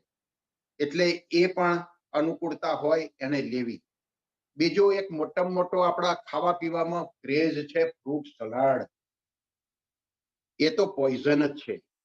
પોઈઝન એટલે સ્લો પોઈઝન જેવું છે. એટલે એને એનું કારણ કે ફ્રૂટ દૂધની અંદર કોઈ પણ પ્રકારનું ફ્રૂટ નખાય જ નહીં અને એ આપણે આ ક્રેઝ છે. એટલે એ ખાધા પછી તરત આપણને અસર નહીં થાય. આપણે ઝાડ કંઈક છોડ વાવ્યો હોય આજે ને આજે ના ઉગે, ધીરે ધીરે ધીરે ધીરે મોટો થાય. તો એ જે ફ્રૂટ સલાડ ખાધું હોય ને એની ખરાબમાં ખરાબ અસર શરીરમાં ચાલુ તો થઈ જાય છે, આપણને ખબર પડતી નથી, પણ પછી અમુક ટાઈમ પછીથી એ રોગ તરીકે બહાર આવે છે. એટલે એ ખાવાનું હવે ઘણાને શું થાય કે ખાતો નથી ખાવા નથી દેતો એવું થાય. મારે એક પ્રસંગ બનેલો, મેં અહીંના અમેરિકાના મંદિરોની અંદર જ જનરલ જ એક વાત કરેલી કે મેં ફ્રૂટ સલાડ ન ખાવું. તો એક વખતે ફ્રૂટ સલાડ જ બન્યું ને રસોઈયો પીરસવા આવ્યો તો મને કે ફ્રૂટ સલાડ દો. મેં કહ્યું મારે નથી ખાવું. તો મને બહુ આગ્રહ કર્યો. મેં કહ્યું ભાઈ મારે હું ખાતો જ નથી. એક સંત બોલ્યા તમે ભલા માણસ રહેવા દો ને, એ નથી ખાતા, ખોટો આગ્રહ કરો છો તમને. એ ના પાડે હું નથી ખાતો, લાવ મારા નાખો કે. હવે આ જાણે છે છતાં પણ એટલે વસ્તુ કહેવાનો મતલબ શું કે જે પેલું ચરક ઋષિએ કહ્યું ને કે અમુક વસ્તુ જાણ્યા છતાં પણ નહીં પાડે, એ આ પ્રશ્ન, આ જાણ્યા છતાં પણ નહીં પાડે આનો આ દાખલો. ઘણાને દમ થતો હોય છે, દમ. તો દમ થતો હોય એને શું કરવું કે એના માટે ઉત્તમમાં ઉત્તમ જો કોઈ ઈલાજ હોય ને તો કેરેટનો જ્યુસ મહાનમાં મહાન દવા છે આ કેરેટનો જ્યુસ. એટલે દમ વાળાએ મોટે ભાગે એ લેવાનું રાખવું, અનુકૂળતા પ્રમાણે ગોઠવી દેવું કે ક્યારે ક્યારે લેવું, સવારમાં લેવું, આ છે તે છે. અને બીજું કે રાત્રે સૂતી વખતે કેળું હોય ને આખું કેળું છાલ સાથે એને કોલસા ઉપર અથવા તો ગેસ ઉપર આમ શેકી નાખવું. એને કેળું આખું શેકી નાખવું. શેક્યા પછી એ કેળું ફોલી અને એની ઉપર મરીનો પાવડર ભભરાવવો અને એ ભભરાવીને પછી રાત્રે એ લેવાનું રાખે ને તો એને દમનો એટેક રાત્રે નહીં આવે. રાત્રે ઘણાને દમ ઉપડે છે એ નહીં આવે. અને દિવસ દરમિયાન આ કેરેટનો જ્યુસ પીવે એટલે એનાથી પણ એને ઘણું સારું રહેશે. કોઈ પ્રશ્ન લગભગ નહીં થાય. બીજું ચૂનો. ચૂનો જે છે ને એ 100% કેલ્શિયમ છે. પાનમાં ખાવાનો જે ચૂનો આવે ને, પાનમાં ખાવાનો ચૂનો, એના 70 ફાયદા છે આયુર્વેદમાં. પાનમાં ખાવાના ચૂનાના 70 ફાયદા છે.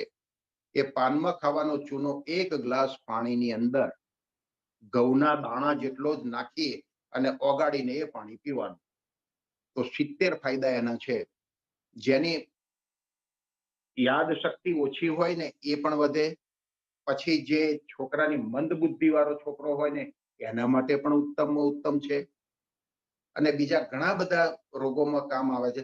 ધારો કે કોઈ દહીં જોડે લેતા હોય તો થોડું દહીં લીધું હોય ને એની અંદર એ નાખી દો થોડું અને ઓગાળીને લો તો બી એ ફાયદો છે. ધારો કે શેરડીનો રસ લેતા હોય એની અંદર નાખી દો થોડો તો એ પણ ફાયદો છે. આ રીતે ચૂનો. એટલે ચૂનાના 70 ફાયદા છે. પણ એ પાનમાં ખાવાનો ચૂનો લેવાનો, બીજો કોઈ ચૂનો નહીં લેવાનો. ચૂનો ખાવા વાળાના ટીચરના લગભગ પ્રશ્નો થતાય નથી પાછા. જો મુસલમાનો છે એ પાન ખાય છે મોટા ભાગના. કાથો નુકસાન કરે, પણ શું છે કે કાથાની ઉપર પાછો પેલો ચૂનો થોડો વધારે લગાડેલો હોય છે ને, એ ચૂનાના પ્રતાપે તમે જુઓ કે મુસલમાન લગભગ ટીચરના પ્રોબ્લેમ વાળો તમને નહીં જોવા મળે. કોક જ એવો હશે જબ્બલે મળે કદાચ, પણ લગભગ નહીં મળે. એટલે ચૂનો પાનમાં ખાવાનો ચૂનો મહા ઉત્તમમાં ઉત્તમ વસ્તુ છે. એટલે એના 70 ફાયદા છે. એટલે ફાયદા તો બધા એટલા બધા છે કે કોઈ કેમના ગણાવવા. એનું કારણ કે એમ જ ટાઈમ લે. એના કરતા મૂઢપણે કે બસ આ આમ જ છે. આપણને ઝેર હોય, કોઈ કે ઝેર લો તો ઝેરના ગેરફાયદા આપણને ખબર છે, મોત આવે. એમાં આપણે કોઈ પૂછતા નથી કે આમાં શું શું છે ને કેમ છે ને કેમનું છે ને કેવી રીતે થશે ને કાંઈ નહીં. ચૂનો તમે લઈ જ લો એટલે બીજા જે ફાયદા 70 છે ને બધાય ફાયદા એની અંદર તમને થશે. હવે બીજું આંખ. આંખ માટે આજે મેં કહ્યું ને ચેતનભાઈ વૈદ, ચેતનભાઈ વૈદને ત્યાં એક સોગટી મળે છે. સોગટી જેને કે આટલી નાની જ આવે છે, આંગળીના પહેલા વેડા જેટલી આંગળી. એ કદાચ 50-75 રૂપિયાની કદાચ આવતી હશે એક અત્યારે. તો એ છે ને તાંબાનું વાસણ હોય ને એની અંદર થોડી ઘસવાની અને એ આંખે લગાવે ને તો આંખના આયુર્વેદની અંદર 76 રોગ કહેવામાં આવ્યા છે, નાના મોટા. કદાચ આંખના ડોક્ટરને ખબર નહીં હોય. એ 76 રોગ મટાડે છે. સોગટી એ એમને ત્યાં જ મળે છે, બીજે મળતી નથી. એટલે એ સોગટી લેવાથી અને જે કોઈને જવું હોય ને ત્યાં મારું નામ દેખા ઋષિજીવન સ્વામીએ જ આ એડ્રેસ આપ્યું છે અને ફોન નંબર આપ્યો છે. એટલે વ્યવસ્થિત રીતે ટ્રીટ કરશે દર્શન ચિકિત્સક. એટલે આંખમાં એ આંજી દે, બરસે બહુ સખત બરસે પણ એકાદ મિનિટ માટે પછી એકદમ ઠંડક થઈ જશે. એટલે આંખની બધી ગરમી ખેંચી લેશે. 76 રોગ મટાડે છે આંખના. અને બીજું મફત દવા છે આંખની, મફત દવા. સવારમાં આપણે ઉઠીએ ને તો બિફોર બ્રશ વાસી થૂંક જે હોય ને એ આંગળી ઉપર લઈ અને 4-5 વાર ફૂલ ભરી દેવી અંદરના ભાગમાં. આ હાથે લઈને અંદરના ભાગમાં ફૂલ ભરી દેવી. ત્યાર પછીથી બ્રશ કરવું, ટોયલેટ જવું, નાહવું. નાતી વખત આંખો ધોવાની નહીં, એની જાતે જ બધું નીકળી જશે, ગરમી ખેંચી લેશે બધી. તો આનાથી બીજું શું થશે, મોતિયો પણ નહીં આવે. જિંદગીમાં એને મોતિયો નહીં આવે કોઈ દાડો. આ રોજ કરશે ને એને મોતિયો પણ નહીં આવે. અત્યારે અમુક ઉંમર થઈ ગઈ હોય મોટા, એને વાત જુદી છે, પણ જેને કશું થયું જ નથી એને આ કરશે ને તો એને જીવનમાં મોતિયો જ નહીં આવે. આ મોટો ફાયદો છે. અને બીજું ઘણા શું કરે છે કે પેલું સીતોપલાદી પલારી રાખે છે, એનાથી પણ આંખ ધોવે છે, આ કરે છે તે કરે. સીતોપલાદી બીજું લે છે પણ આ કઈ આડાવરી બીજું લેવાઈ જાય તો તકલીફ પડે. એના કરતા મફત જ દવા બીજું કઈ કરવાની જરૂર નથી. એટલે એ કરવાથી પણ એક આંખો સારી રહેશે. અને કારણ કે આંખ ગઈ તો દુનિયા ગઈ. આંખ સારી રાખવી એ અગત્યની છે. એનું કારણ કે આંખ ગઈ તો દુનિયા ગઈ, કઈ જીવવાનો કોઈ અર્થ જ ના રહે. એટલે આંખનું તો આ રીતે જતન કરવું એક મફતિયા દવા. બીજું ઘણી વખતે ઘણા શું થાય કે તાવ એવો આવ્યો હોય છે ને ઉતરતો જ નથી હોતો. એટલો બધો તાવ હોય કે તાવ ઉતરે જ નહીં. તો એને શું કરવું કે એક જગ પાણીમાં, સ્ટીલનો જગ આપણો હોય ને એ જગ ગરમ પાણી લેવું અને એની અંદર 1 ચમચી સિંધવ મીઠું નાખી દેવું. એની અંદર સિંધવ મીઠું નાખી અને લાવીને રાખી દો. અને થોડી વારે મિનિટે એક ઘૂંટડો પીતા જવું, ઘૂંટડો પીતા જવું, ઘૂંટડો પીતા જવું. જગ પૂરું થશે, તાવ ઉતરી જશે. ગમે તેવો નહીં ઉતરતો હોય એ તાવ ઉતરી જશે. એટલે આ ખાસ કરવું. બીજું મેં જે મંડની વાત કરી ને એવું એક જાવડું છે. જાવડું મગ, ચોખા ને ઘઉં. મગ, ચોખા ને ઘઉં સરખે ભાગે લેવાના. 2 કિલો મગ લીધા હોય, 2 કિલો ચોખા લીધા હોય, 2 કિલો ઘઉં લીધા હોય તો એને કાચા પાકા એને ભરડી નાખવાના. એટલે પાવડર નહીં કરવાનો, ભાંગીને ભરડી નાખવાના. એ જાવડું સારા એવા પાણીની અંદર રાંધે, ખીચડી બનાવતા હોય એ રીતે. એની અંદર સિંધવ મીઠું નાખે, મસાલો નાખે, જે કંઈ નાખવું એનો વાંધો નહીં. એ મંડ પણ શરીર માટે ઉત્તમમાં ઉત્તમ વસ્તુ છે. મંડ જે મેં કહ્યું કે બેઠાડું જીવનવાળા માટે ખોરાક, એમાં આ મંડ ઉમેરી દેવું અને આ જાવડું ઉમેરી દેવું તો એ ઘણું શરીરને ફાયદાકારક થશે. અને બેઠાડું જીવનવાળા માટે ખાસ ધ્યાન રાખે, મહેરબાની કરીને હાથ જોડીને બને ત્યાં સુધી રોટલી, ભાખરી, પૂરી, રોટલોને ખાવાનું રાખતા જ નહીં. મહેરબાની કરી એ બેઠાડું જીવનવાળા માટે ખોરાક જ, હું પોતે જ નથી લેતો. બેઠાડું જીવનવાળા માટે ખોરાક જ નથી એ. અને લઈએ છીએ એની જ આ તકલીફ છે આપણને બધી. એટલે મહેરબાની કરીને મારી ખાસ ઈચ્છા છે કે એ લેતા જ નહીં. બીજું મેદો છે ને, મેદો મહાભયંકર, પચતો જ નથી લગભગ. અને એ લેવાથી પણ મોટા ભાગના રોગો એ મેદામાંથી જ થતા હોય છે. આપણે જે છાશ પીએ છીએ ને, છાશને આયુર્વેદમાં અમૃત કહેવામાં આવ્યું છે. અમૃત. એનું બીજું નામ તક્ર છે. તક્ર. એ છાશ આપણે મશીનથી વલોવીએ ને, બ્લાઇન્ડર મશીનથી, અથવા તો પેલા મિક્સચર મશીનમાં નાખીએ તો ઓછામાં ઓછી 7 થી 8 મિનિટ સુધી વલોવેલી છાશ હોય ને એની અંદર સિંધવ મીઠું નાખો. આપણું જે મીઠું છે તો કોઈ દિવસ વાપરતા જ નહીં. એ મીઠું જ નકામું છે, એ મીઠું ઝેર છે. જેને વાપરવું હોય ઘરની અંદર તો બધામાં સિંધાલુણ જેને કહે છે સિંધવ મીઠું, બીજું એનું ઇંગ્લિશમાં રોક સોલ્ટ કે છે, એ સિંધવ મીઠું જ વાપરજો. આ મીઠું વાપરતા જ નહીં. અને હોય તો કોગળા કરવામાં ને આ એમાં વાપરી નાખજો, બાકી વાપરતા જ નહીં. એ મીઠું, એ મીઠું જ ઝેર છે. એટલે સિંધવ મીઠું એની અંદર નખાય, વાટેલું જીરું નખાય એટલે એ છાશ એટલી સરસ થશે કે તમને પીવાનું મન થાય. બીજું કે ફુદીનો જે આવે ને, ફુદીનો સારો એવો લાવીને ધોઈ અને એને સૂકવી નાખવાનો અને ફુદીનાનો પાવડર બનાવી નાખીને પછી એ પણ એક મોટો ગ્લાસ હોય ને એની અંદર 1 ચમચી એ પાવડર નાખીને હલાવીને તો એ છાશ પણ એટલી ટેસ્ટી લાગશે, સારામાં સારી ટેસ્ટ. અને ફુદીનો ક્ષારીય છે, એ શરીરમાં પણ બહુ ફાયદો કરશે, આલ્કલાઇન જેવું કામ કરશે. એટલે એ એક ખાસ ધ્યાન રાખવું. અને છાશ જે ઘણા શું પાણી નાખીને આમ 2 લહરકા મારી નાખી દે, એ તો બનતા સુધી લેવી જ નહીં. એ નુકસાન કરે છે. દહીં, જેને વાડકા ભરીને ખાવાની દહીં હોય ને ટેવ, એ દહીં મહાભયંકર છે, નુકસાન કરે. દહીં 2-3 ચમચી દહીં લેવાય, બહુ લેવું હોય તો. હવે જેને વાડકો ભરીને લેવાની ટેવ હોય ને તો વાંધો નથી, તો એક કામ કરે, એ દહીંને ઓછામાં ઓછું 10 મિનિટ સુધી વલોવી નાખે. ભલે તપેલી ભરીને ખાવું હોય તો વલોવી નાખે એને 10 મિનિટ સુધી. એને ગોળવું કહેવાય. એના ગુણધર્મ બદલાઈ જાય. વસ્તુ એની છે ના, ગુણધર્મ બદલાઈ ગયા તો એ બળવર્ધક છે, શરીરમાં બળ વધારશે. ગોળવું એની અંદર પછી તમારે સિંધવ મીઠું નાખવું હોય તો નાખો, એમ લેશો તો પણ ફાયદો છે. પણ એકલું દહીં વધારે ખાવું નહીં. હવે ઘણા બીજા રોગ વિરુદ્ધ આહારને લીધે થતા. મગ ખાતા હોય એની જોડે કોઈ દાડો જિંદગીમાં દૂધ ન લેવાય. મગ જોડે દૂધ લેવાય જ નહીં. એટલે એ વિરુદ્ધ આહાર છે. પછી મીઠું ખાતા હોય, મીઠું સોલ્ટ, એની જોડે દૂધ ના લેવાય. આપણે ઇન્ડિયાની અંદર ખેડૂતો છે ને ગામડામાં ખેતરમાં મજૂરી કરતા હોય ને રોટલો ખાતા હોય, રોટલો ને દૂધ. અહીં આગળ આપણે રોટલો ને દૂધ ન લેવાય. એનું એક કારણ બતાવું. એ જે રોટલો ને દૂધ લે છે ને, એ ઇન્ડિયાની અંદર જે રોટલા બને છે ને, કે જે રાજસ્થાની રસોઈના રવાડે ન ચડ્યા હોય એ, તો રોટલાને ચરોતરમાં છે, પછી આ વડોદરાથી ઉપરના ભાગમાં કાનમમાં ને એ બધે એને મોરિયા કહેવામાં આવે છે. મોરિયા બનાવજો એમ કે, એટલે રોટલા. તો એની અંદર મીઠું નાખતા નથી હોતા, એટલે રોટલો ને દૂધ ખવાય. અહીં આગળ તો રસોયા બધા એવા હોય છે આ રાજસ્થાની આને તેને, એનું શીખીને બધામાં મીઠું નાખતા થઈ ગયા.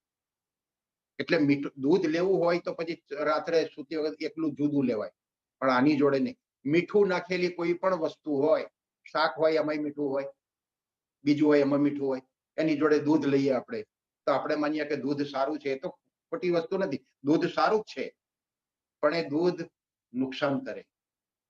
એનું કારણ કે મીઠું આવ્યું, મીઠા સાથે દૂધ લેવાય જ નહીં. એટલે એ એક ખાસ ધ્યાન રાખવું. બીજું જે મકાઈ આવે છે ને, મકાઈના રોટલા કદાચ ખાઓ કે જવના, તો સારા છે. પાછા જવનો રોટલો તમે ખાઓ તો વાંધો નથી. ભલે પેલા લોટ ના પાડે, પણ જવ માટે ફાયદો છે. પાછો કિડની માટે પણ ફાયદો કરશે. એટલે જવના રોટલા ખાવાથી કોઈ પણ પ્રકારની તકલીફ નથી. એટલે આ દૂધ વિશે આટલો ખ્યાલ રાખવું, આના વિશે આટલો ખ્યાલ રાખવો કે જે કહ્યું વિરુદ્ધ આહારનું.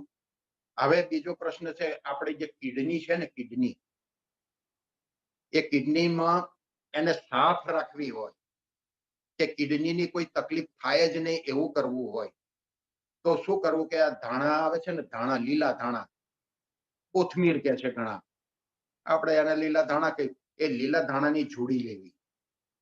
એ જોડીને વ્યવસ્થિત સાફ કરીને ઝીણા સમારી નાખવા અને એ ધાણા મિક્સચર મશીનમાં નાખી અને 1 ગ્લાસ પાણી રેડવું અને એને ક્રશ કરી નાખવા એકદમ ઝીણા. ક્રશ થઈ ગયા પછી એને 2 રીતે લેવાય. ગાળીને પણ લેવાય અને ગાળ્યા વગર પણ લેવાય. ગાળ્યા વગર લો તો ફાયદો બીજો શું છે કે ફાઈબર વળે. હવે એ રોજ લેવાનું નથી, અઠવાડિયામાં 1 વખત. અઠવાડિયામાં 1 વખત આ દાણા લેવાનું રાખે જ્યુસ, તો એને કિડનીની અંદર જે કોઈ ક્ષાર હશે, આ છે તે છે, બધું સાફ કરી નાખશે અને કિડની એકદમ ચોખ્ખી રહેશે. એટલે એને કિડનીને લગતા કોઈ પણ પ્રશ્નો થશે નહીં. કિડનીની તમામ તકલીફો એને દૂર થઈ જશે. ડાયાલિસિસ કરવાનો વારો પણ જિંદગીમાં નહીં આવે એને. એટલે એક આ ખાસ ધ્યાન રાખવું. બીજું દૂધી. દૂધી છે ને, દૂધી આખી દૂધી હોય લઈ અને કદાચ પેલી જાડી હોય બહુ નહીં, પણ પાતળી દૂધી હોય તો લઈને અડધી દૂધી કાપી નાખવી, એને ઉપરની છાલ છોલી નાખવી. છાલ છોલીને નાના ટુકડા કરીને મિક્સચર મશીનની અંદર નાખી અને 7 પત્તા તુલસીના અને 7 પત્તા ફુદીનાના એની અંદર નાખીને બરાબર ક્રશ કરી નાખો.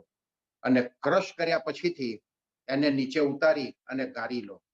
ગાળ્યા પછીથી એની અંદર સંચર નખાય, સંચર અથવા તો સિંધવ મીઠું એ નખાય. એ નાખીને તમે લો ને, હવે કેટલું માપ લેવું કે 200-300 ગ્રામ લેવું, લગભગ એથી વધારે લેવાની જરૂર નથી. એ લો તો એનાથી ફાયદો શું થશે? એક તો બ્લડ પ્રેશરમાં ફાયદો કરશે ને બીજા નાના મોટા ઘણા ફાયદા છે, ગણાવવાની જરૂર નથી. પણ બીજો મોટામાં મોટો એનો ફાયદો શું છે? પ્રોસ્ટેટ છે ને, પ્રોસ્ટેટ, એ પ્રોસ્ટેટની તકલીફ પણ નહીં થાય. બીજા તો ફાયદા છે પણ પ્રોસ્ટેટની તકલીફ નહીં થાય. પ્રેશરમાં પણ મદદ કરશે, બીજા ઘણામાં મદદ કરશે આ દૂધીનો જ્યુસ. હવે 2 રીતે છે. હવે જો તુલસીના પત્તા ન નાખે અને આ ફુદીનો ન નાખે અને એકલો જ્યુસ લે તો એના ફાયદા છે જ પાછા જુદા. પણ પ્રોસ્ટેટ માટે હોય તો પ્રોસ્ટેટ માટે આ રીતે કરે ને તો એને પ્રોસ્ટેટની તકલીફ દૂર થઈ જશે. અને બીજું બ્લોકેજ, જે બ્લોકેજ થાય છે ને એ બ્લોકેજને પણ ખોલી નાખશે આ. એટલે એ એક લેવાનો રાખો દૂધીનો જ્યુસ.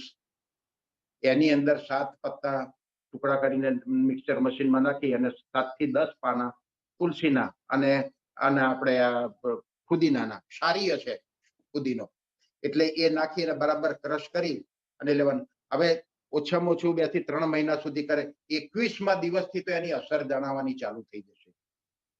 બ્લોકેજ ખોલશે, પ્રોસ્ટેટનો પ્રોબ્લેમ પણ દૂર થશે. હવે પ્રોસ્ટેટનું વજન કેટલું છે? 20 ગ્રામ જ છે ખાલી પ્રોસ્ટેટ.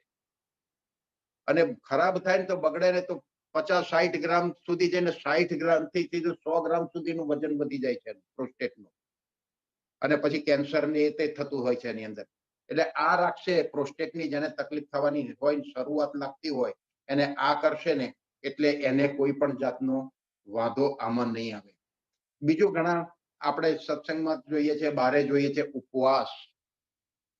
ઉપવાસમાં મોટે ભાગે આપણે શું કરીએ છીએ કે ઉપવાસ કરીએ એટલે આપણે ફ્રૂટ લઈએ ને કંઈક બીજું ફરાળી બધી વસ્તુઓ લઈએ.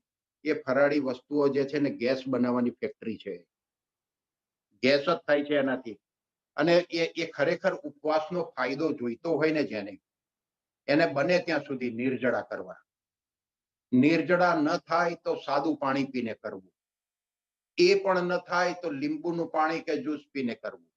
અને એ પણ ન થાય તો ના છૂટકે ફ્રૂટ લેવું અથવા તો બીજું ફરક. પણ એ દિવસે બને ત્યાં સુધી નિર્જળા થાય તો ઉત્તમમાં ઉત્તમ. એનું કારણ કે જ્યારે નિર્જળા કરે ને ત્યારે માણસને માથું દુખતું હોય, શરીર ઢીલું થઈ જાય એવું થશે. એ થશે, સારી નિશાની છે. એનું કારણ કે તે વખતે શરીરની અંદર સમારકામનું કામ થતું હોય છે. એનાથી ઉપવાસથી શરીરની અંદર નાના નાના બળી ગયેલા રોગો ફરી થતા નથી. એટલા માટે એનો મહિમા સમજીને ઉપવાસ કરવો. આપણે મશીનરી હોય છે તો એ અઠવાડિયામાં 1 દિવસ કે થોડા દિવસ આપણે બંધ રાખીએ છીએ ઓઇલિંગ ગ્રીસિંગ કરવા કે આ તે કરવા. તો આ તો આપણું મશીન ચાલુ જ હોય 365 દિવસ. એટલે એ આપણે ઉપવાસ ન કર્યા બરાબર થાય છે ફરાળ કરીએ એટલે. ઉપવાસનો અર્થ શું કે કઈ લેવું તો પણ એ તો નાખીએ છીએ આ ને બીજી રીતે. અને એ ગેસ થાય છે ને એવું થાય છે એનું પણ કારણ છે કે એ ખોરાકથી આપણે ટેવાયેલા નથી. એ જ્યારે ઉપવાસ કરીએ ત્યારે જ લેતા હોય છે. એટલે આપણું શરીર છે ને એનાથી ટેવાયેલું નથી હોતું. એટલે એ લેવાથી કઈ ફાયદો થતો નથી. એટલે બને ત્યાં સુધી નિર્જળા કરવા. ના થાય તો સાદું પાણી પીને કરવું, થોડું હુંફાળું પાણી પીને. એ રીતે ઉપવાસ કરવા તો એ ઉપવાસનો ફાયદો. બીજું આ બ્લોકેજની વાત કરી દે. આપણા દરેકના રસોડાની અંદર ધાણા હોય છે. સૂકા ધાણા, પેલા ગોળ આવે ને દાણા, એ સૂકા ધાણા અને જીરું. સૂકા ધાણા ધારો કે 200 ગ્રામ લીધા હોય તો 200 ગ્રામ જીરું, એનો પાવડર બનાવી નાખવાનો. એ પાવડર જમ્યા પછી, બપોરે જમો, રાત્રે જમો, જમ્યા પછી 1 ચમચી લઈ લો પાણી સાથે. એ પણ બ્લોકેજ ખોલે છે, હાર્ટ બ્લોકેજ ખોલી નાખે છે. એટલે એ પણ બહુ સારામાં સારી વસ્તુ છે. બીજું, મધ અને તજના પ્રયોગો. યુનાની હકીમો છે ને, કોલેસ્ટ્રોલ હોય ને એને મટાડવા માટે શું કરતા કે 16 અંશ પાણી લે. 16 અંશ પાણી એટલે આ પાણીની બોટલ આવે છે ને 500 ml ની, એ 16 અંશ હોય છે. એટલે 16 અંશ પાણી લે. એ પાણીની ચા બનાવી હોય તો કેટલી ભૂકી નાખવી, કેટલી ચા નાખવી, એ એની અંદર નાખી દે. થોડી વધારે પડે તો પછી એને ઉકાળે, ભરાવે એમ ઉકાળે બરાબર. ઉકળ્યા પછી એને નીચે ઉતારીને ગાળી લે. ગાળ્યા પછી એની અંદર 2 ટેબલ સ્પૂન જેટલું મધ નાખે એની અંદર. ગાળ્યા પછી 2 ટેબલ સ્પૂન જેટલું મધ નાખે અને 3 નાની ચમચી, ટીસ્પૂન જેને કહેવામાં આવે, 3 ચમચી તજનો પાવડર નાખે એની અંદર અને મિક્સ કરી અને હલાવીને ધીરે ધીરે ધીરે ધીરે પીવે તો 2 કલાકની અંદર તમારું કોલેસ્ટ્રોલ 10% ડાઉન થઈ જાય. પહેલે ધડાકે 2 કલાકમાં 10% ડાઉન થઈ જાય. ઓછું હોય ને જેને સામાન્ય બોર્ડર ઉપર, અને 1 કલાકની અંદર થાય, પણ વધારે હોય તો 2 કલાકની અંદર 10% ઓછું થઈ જાય. પછી એટલું ને એટલું રહે. પછી એને થોડું ચાલુ પીવાનું રાખે ને, તો હવે ચાલુ પીવાનું તો પહેલે 1-2 દિવસ પીધું આખી બોટલનું. પછી ચાલુ પીવો શું કરવું કે થર્મોસની અંદર એક વખતે બનાવીને ભરી લેવું 1 બોટલનું, અને દિવસમાં 3 વખત પીવું. સવાર, બપોર ને સાંજ, ગમે ત્યારે કે બહાર ગયા હોય ત્યારે લઈ જવું સાથે. એ થોડા લેવું તો હાઈ જે હશે ને એકદમ લો આવી જશે, કંટ્રોલમાં આવી જશે. એટલે એ એક મોટામાં મોટો ફાયદો છે. બીજું, જેને વજન વધારે હોય છે, શરીર વધતું હોય છે, તો એને શું કરવું કે એને ગરમ પાણી લેવું, અડધો શેર જેટલું. એની અંદર તજનો પાવડર નાખી દેવો, 1-2 ચમચી તજનો પાવડર નાખી અને એનો ઉકાળો બનાવવો, ઉકાળી નાખવું એને. એ પાણી પીવાનું રાખે રોજ, તો શરીરની અંદર ગમે તેવા કફના છર જામેલા હશે ને એ બધા ઓગાળી નાખશે ધીરે ધીરે ધીરે ધીરે કરીને. અને શરીર ગણપતિ જેવું હશે ને તોય નોર્મલ થઈ જશે. આ એક સહેલમ સહેલ. બીજા ઘણા બધા ઈલાજો કરે છે જુદા જુદા, પણ વજન વધી જાય છે પછી. તો આ વસ્તુ કરવાથી શું છે કે સહેલું પડે, સરળ લાગે આપણને, અને કોઈ બીજી તકલીફ નથી એની અંદર. અને એ તજ અને મધનો જે પ્રયોગ થયો ને, એમાં બીજા પણ શારીરિક ઘણા ફાયદા થાય છે શરીરની અંદર. મલ્ટિપલ ફાયદા થાય છે, એ જુદા પાછા. મધને ગરમ ન કરાય કોઈ દિવસ, પણ ગરમ પાણીમાં નખાય ખરું, પણ ગરમ પાણીમાં નાખી, ઠંડા પાણીમાં નાખીને એને ગરમ ન કરાય કોઈ દિવસ.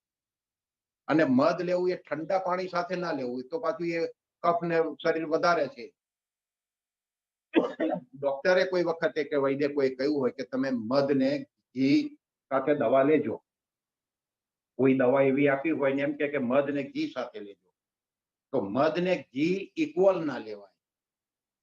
10 ગ્રામ ઘી હોય તો 10 ગ્રામ મધ ન લેવાય, ઇક્વલ ના લેવાય. ઇક્વલ લે તો પોઈઝન થઈ જાય, સ્લો પોઈઝન બની જાય છે.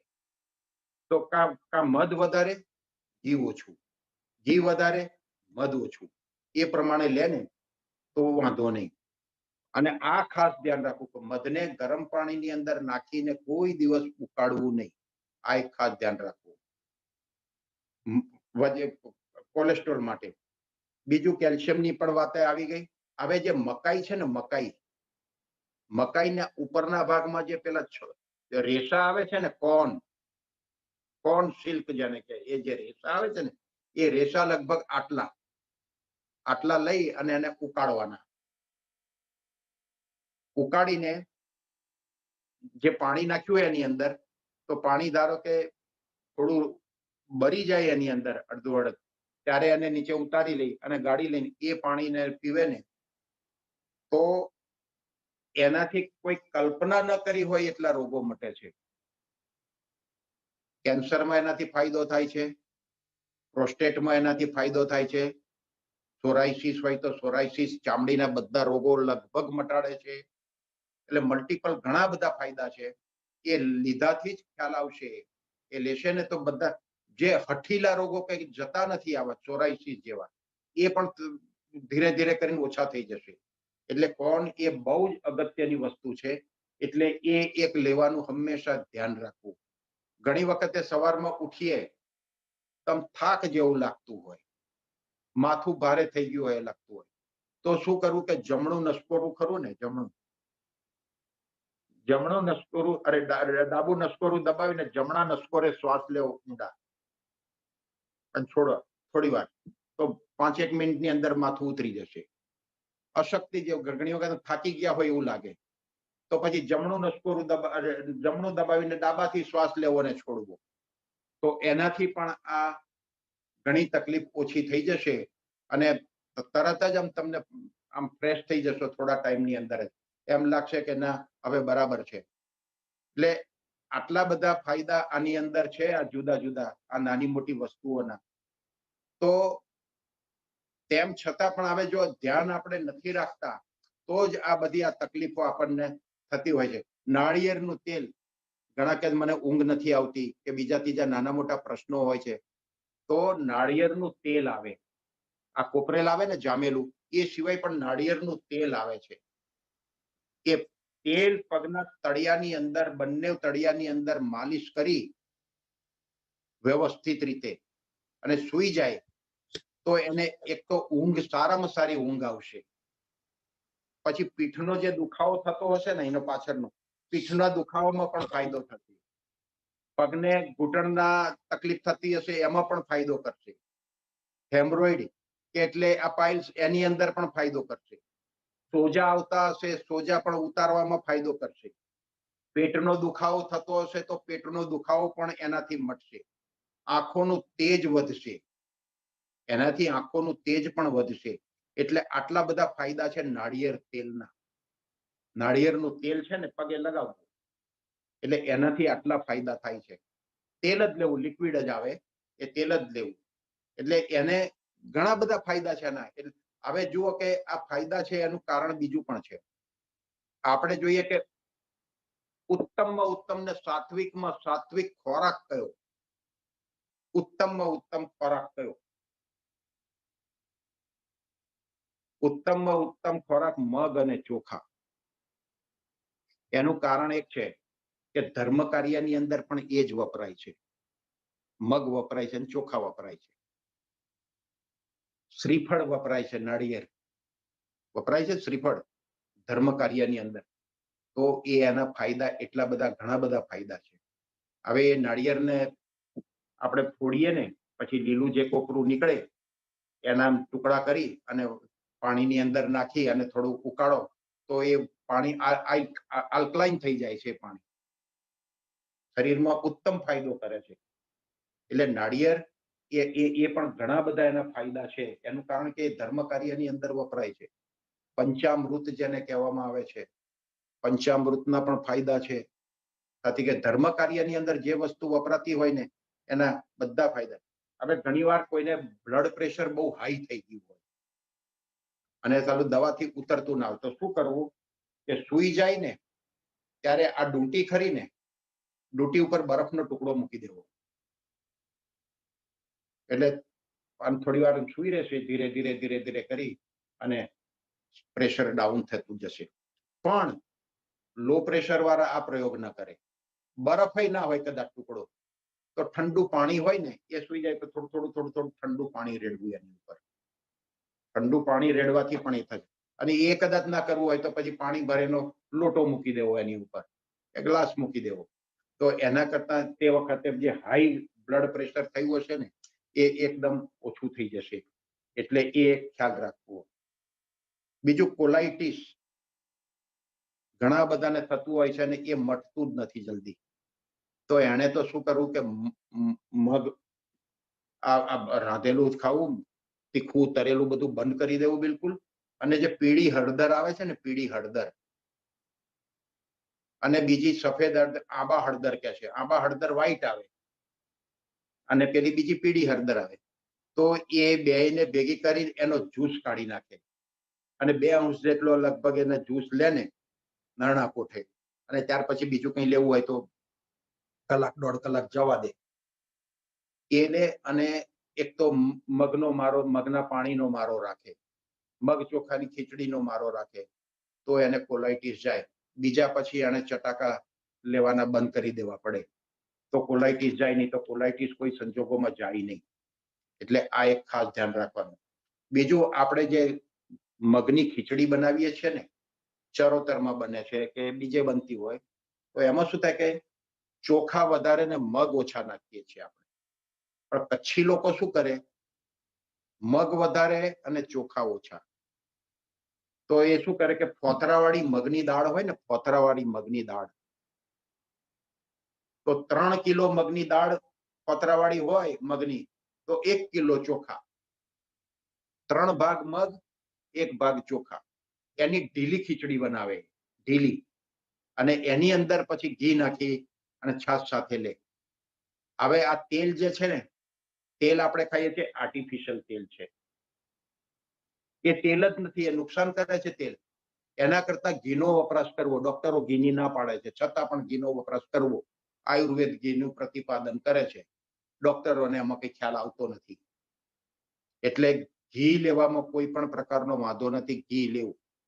આ બ્લડ પ્રેશર વાળા માટે, મારા માટે આ લોકોએ શું કર્યું છે, ઘણાને બ્લડ પ્રેશર હોતું જ નથી, પણ આ લોકોએ એવી સિન્ડિકેટ કરેલી છે કે ફાર્માસ્યુટિકલ કંપની વાળાએ અને આ ડોક્ટરોએ, કે પહેલા એનું પ્રમાણ 160-100 હતું, ત્યાં સુધી નોર્મલ ગણાય. પછી થાય તો વધારે, તો ધીરે ધીરે ધીરે ધીરે ધીરે ધીરે કરીને આ લોકો 120-80 ઉપર લાવ્યા. એટલે ના હોય એને બ્લડ પ્રેશર બતાવે, એવી પરિસ્થિતિ થઈ ગઈ છે અત્યારે. એટલે લગભગ બધા જોતા શું થાય, પ્રેશર, બ્લડ પ્રેશર. શું થાય કે બ્લડ પ્રેશર, પછી શું છે ડાયાબિટીસ. હવે ડાયાબિટીસ ના હોય તોય ડાયાબિટીસ બતાવે, ઘણી વખત એવું થાય. એટલે આ ડાયાબિટીસનો સહેલામાં સહેલો સાદો જે ઈલાજ બતાવ્યો, એ જ ઈલાજ આપણે કરવો, બીજી ઝંઝટમાં પડવું નહીં, તો કોઈ પણ વાંધો આવશે નહીં.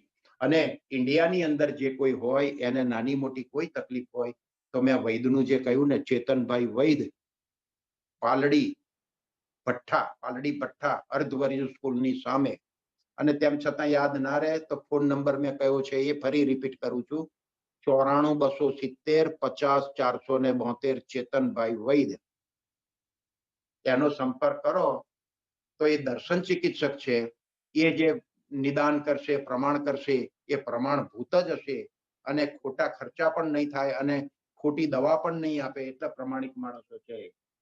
એટલે એટલું ખાસ ધ્યાન રાખજો. હવે અત્યારે તો કેટલો ટાઈમ થયો, તો મને લાગે છે કે અત્યારે બંધ કરીએ. બરાબર? તો બધાને જય સ્વામિનારાયણ.